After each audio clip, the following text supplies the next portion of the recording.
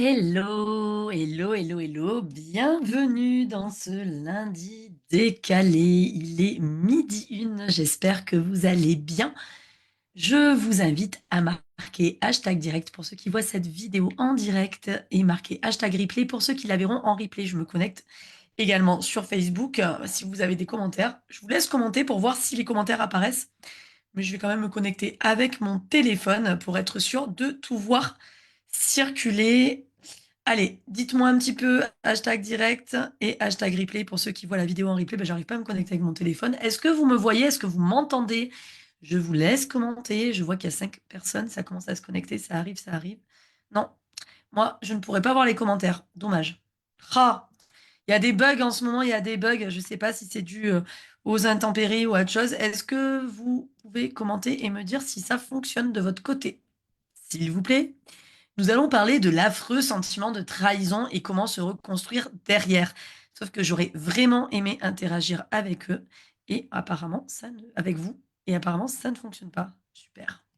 Bon, alors moi je vais essayer d'envoyer un commentaire et je vais marquer coucou, essayer de répondre à mon commentaire. Si ça y est, je les ai tous, super. Coucou Céline, coucou Julie, coucou Patrick, coucou Maë, c'est bon, j'ai réussi, ça a débloqué avec un simple coucou. Parfait. Donc, nous allons parler de l'affreux sentiment de trahison. Déjà, bon, je pense que vous allez être nombreux, mais qui l'a déjà ressenti et qu'est-ce que ça fait à l'intérieur de vous de ressentir la trahison? J'aimerais bien que vous décriviez vraiment la sensation que ça fait à l'intérieur de vous. Personnellement, quand tu ressens de la trahison, tu as une sorte de, pour moi, hein, c'est ce qui m'arrive à moi, tu as une sorte de d'éclair qui te traverse le corps et qui te prend du cœur aux tripes et vraiment c'est vraiment, vraiment viscéral comme douleur, hein. C'est pas que intellectuel, c'est pas que mental. C'est une douleur viscérale de ressentir la trahison. Est-ce que chez vous, ça le fait? Comment vous la ressentez, la trahison? Comment vous la vivez? Comment vous, comment vous, vous palliez à ça? Est-ce que ça vous crée des ruminations incommensurables derrière? Comment ça fonctionne chez vous? Coucou Marie. Je vois encore d'autres commentaires arriver. Donc, comment fonctionne le sentiment de trahison chez vous? Mal au ventre et boule dans la gorge pour Julie. D'accord. Coucou Laurine, bienvenue. Voilà, décrivez-moi un petit peu le côté somatique de la trahison. Moi, personne, moi, rien que d'en parler, j'ai une sorte d'étau au niveau du torse, une sorte de d'impuissance, mais viscérale que tu ressens.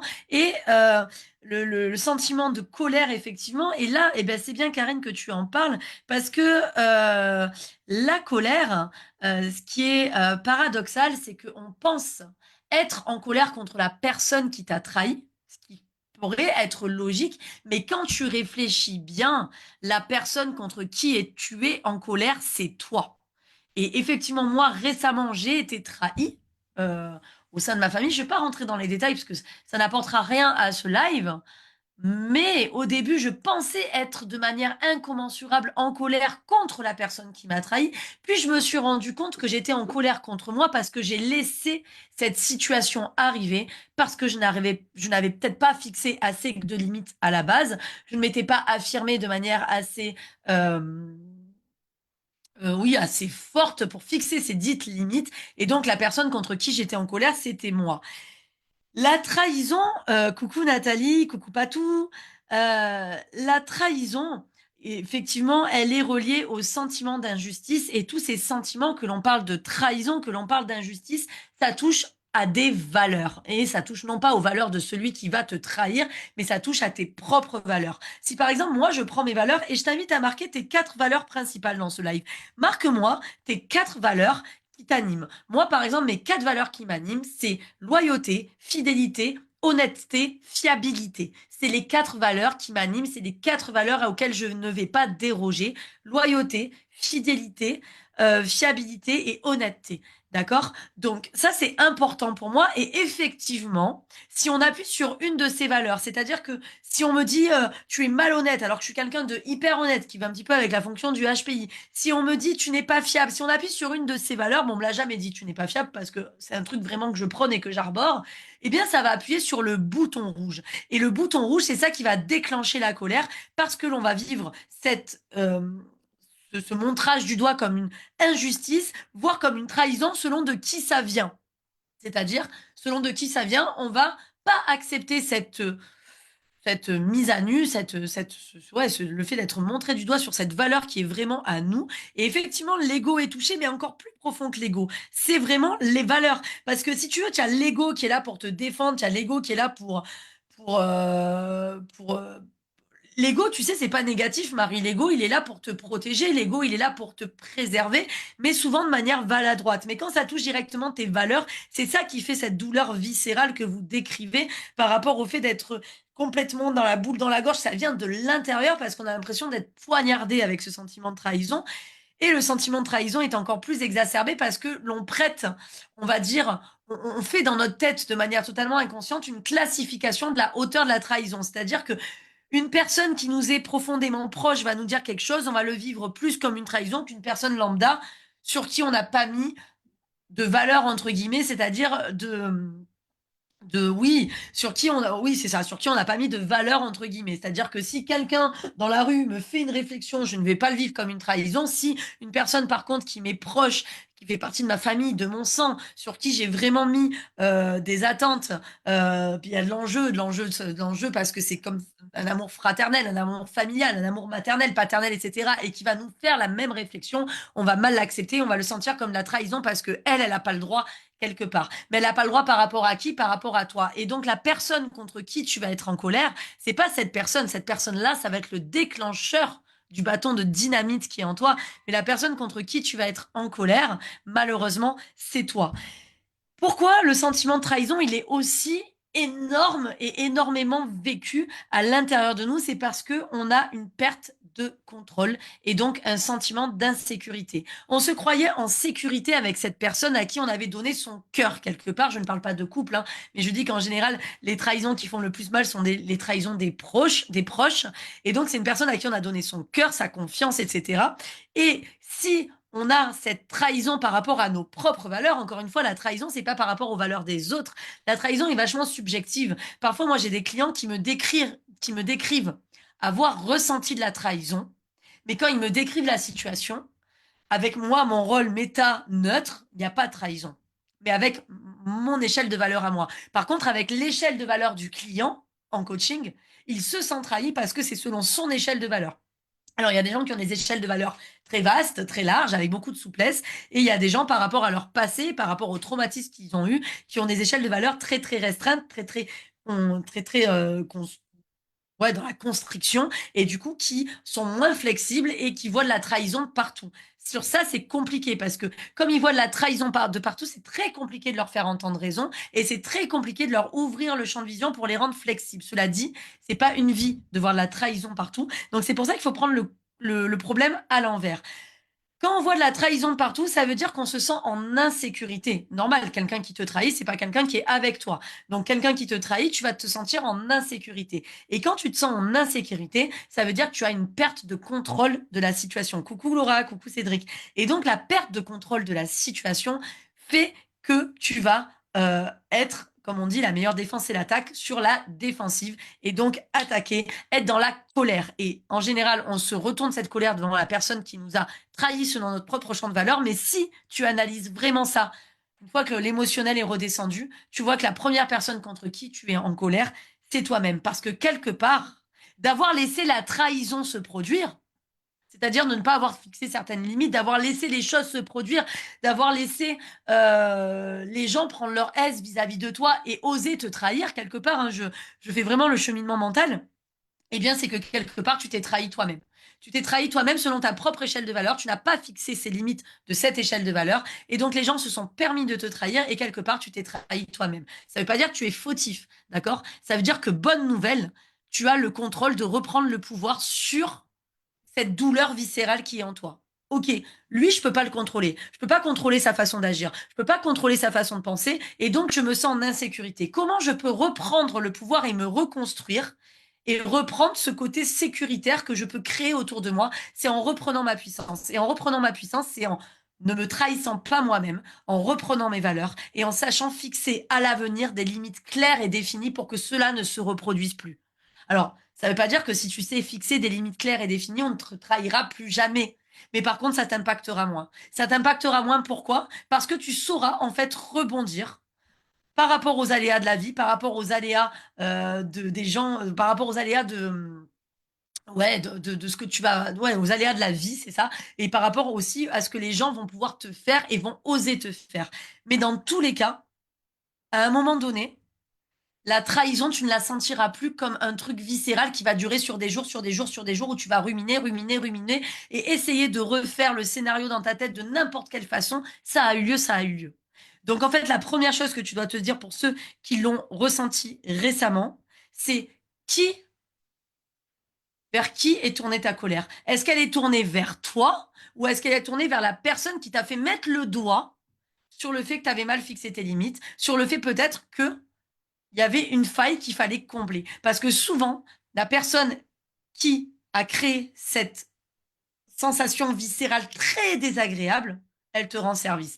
Waouh, c'est dur ce que je dis, mais je vais vous donner un exemple. Moi, la trahison que j'ai subie, c'est un gros truc, hein, un truc familial assez gros. Je vais pas rentrer dans les détails parce qu'encore une fois, là, on est dans l'ordre de l'intime et puis je vais pas faire une annonce publique. Mais si tu veux, j'ai vécu un gros truc qui m'a quand même assez traumatisé sur 2, 3 jours. J'ai accusé le coup. Et bizarrement, tu vois, quand j'ai fait mon journaling du mois où on m'a dit en quoi tu es en gratitude ce mois-ci, eh ben, j'ai été en gratitude envers ceux qui s'étaient produits et cette personne. Pourquoi? Parce que ça m'a donné une grande leçon où j'ai appris du coup à revoir mes limites à la hausse et à savoir mieux fixer mes limites.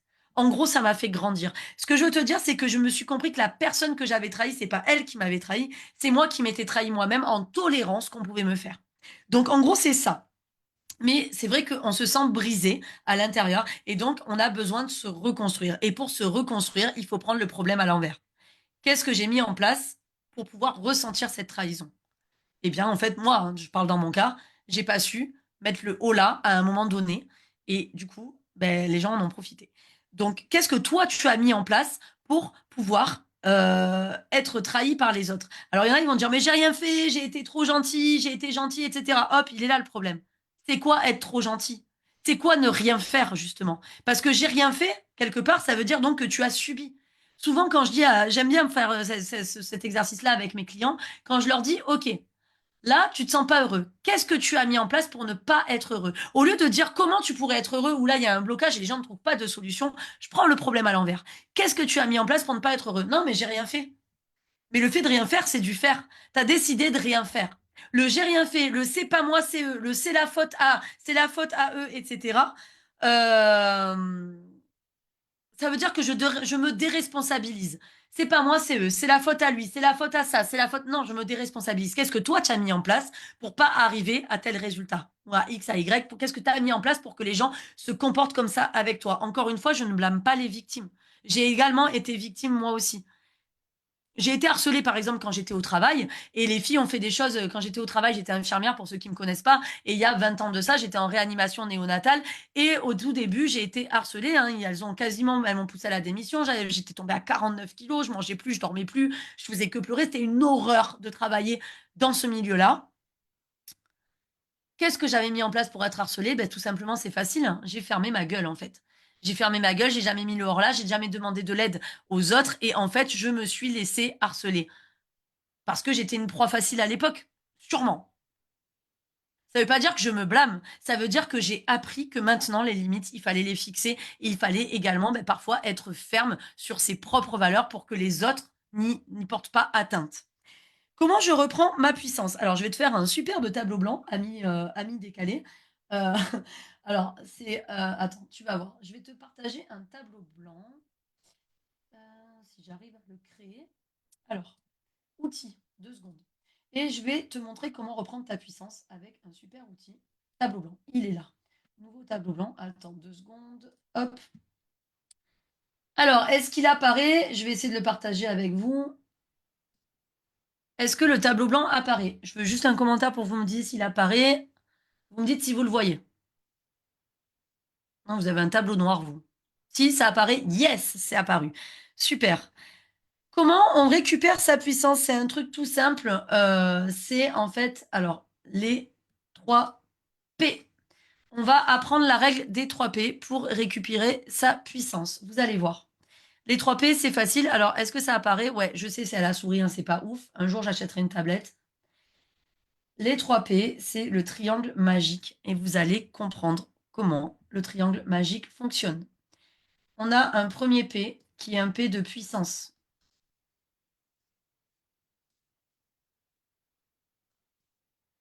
Ok.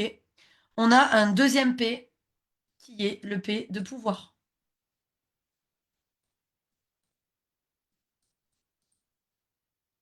Et on a un troisième P qui est le P de permission.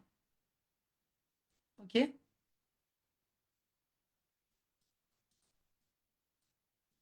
Ça, on va dire que c'est le triangle. Ouais, je sais, mes S, ils sont pourris. Ça, on va dire que c'est le triangle vertueux. D'accord? Et si tu veux, en fait, comment ça fonctionne? Effectivement, quand tu ressens la trahison, tu as l'impression de perdre le pouvoir, c'est ce que je t'avais dit, de perdre le contrôle sur une situation, et donc tu as un sentiment d'impuissance. Le sentiment d'impuissance va t'empêcher de te permettre de faire de nouvelles choses, il va te figer, ce qui va te faire baisser en puissance.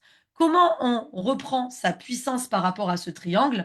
Eh bien, déjà, on va se permettre de perdre, on va se permettre de se remettre en question, on va se permettre d'être déçu et on va également se permettre de fixer des limites. Si je me permets de fixer des limites, je vais regagner en puissance personnelle, d'accord? C'est vraiment la puissance personnelle. Et si je regagne en puissance personnelle, je vais regagner en pouvoir. Plus mon pouvoir augmente, plus je vais augmenter mon champ de permission. C'est-à-dire que je vais me permettre de plus en plus de choses, tout en restant bien sûr en rapport avec mes propres valeurs, ce qui va augmenter ma puissance personnelle et augmenter mon pouvoir. Le but du jeu, c'est vraiment de se remettre au centre. Ici, c'est moi, d'accord? Le but du jeu, c'est de se remettre au centre de ce triangle et de pas être dans l'accusation des autres. C'est pas de dire c'est à cause de eux si j'ai pas fait X et ou Y choses. C'est à cause de lui si j'ai pas dormi. C'est à cause de lui si j'ai perdu du poids et que je suis harcelée. Ça veut pas dire non plus que c'est à cause de toi, d'accord? Le mot cause, il faut pas il soit mis en. C'est grâce à lui que j'ai eu cette prise de conscience. Ouais, c'est un connard. Ouais, il m'a fait du mal. Mais grâce à lui, j'ai une grande leçon de vie et j'ai appris quelque chose. J'ai appris comment m'autoriser à être moi, comment poser mes limites, comment récupérer ma puissance pour reprendre du pouvoir sur la situation et m'autoriser de nouvelles choses. Donc ce triangle-là, dessine-le toi, mets-le toi quelque part. C'est vraiment un triangle vertueux d'évolution qui va te permettre en fait à chaque fois à te remettre au centre de ta vie. Je me permets d'être qui je suis et de fixer mes propres limites sans demander l'aval des autres, d'accord? Mais en respectant quand même également le besoin des autres. Je récupère ma puissance, je me remets au centre de mon pouvoir pour me donner d'autres permissions et c'est comme ça qu'on évolue et qu'on avance clairement. Si tu veux que je t'apprenne vraiment comment poser ce triangle-là, je vais revenir en plein écran. Attends, comment on fait pour départager? Non. Hop. Alors, comment on quitte? C'est la fille qui est pas. Ah, c'est bon. Hop, je reviens en plein écran. Coucou.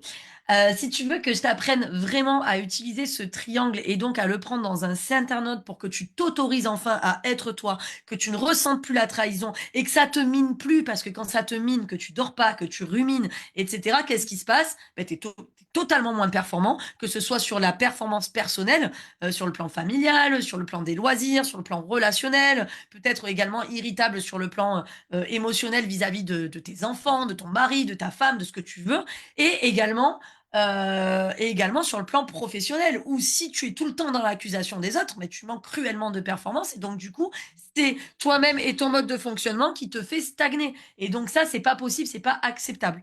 Donc, les 3 P, tu le pratiques. Et si tu veux vraiment qu'on l'appose à ton mode de fonctionnement à toi, marque 3 P en commentaire. 3 P. Et je viendrai avec toi et on verra comment reprendre ta puissance et te donner la permission d'exister et d'être en plein pouvoir de toi-même. Donc, tu marques 3 P. 3 P. Je reviens vers toi en privé et on va parler de cette façon de faire et de comment reprendre ta puissance par rapport aux aléas aux aléas de la vie que tu peux rencontrer, parce que dis-toi que tout ce que tu vas créer en gros rocher va t'empêcher d'avancer. Le but du coaching et le but d'avancer par rapport à ces 3 P, c'est de transformer ces rochers sur ton chemin en petits cailloux. Et en fait, en changeant ta vision, ben, les cailloux, ils font partie du chemin, mais ils t'empêcheront pas d'avancer. Sur ce, je te laisse et je te souhaite un bel appétit. Je te fais un gros bisou et à très vite. Bye bye.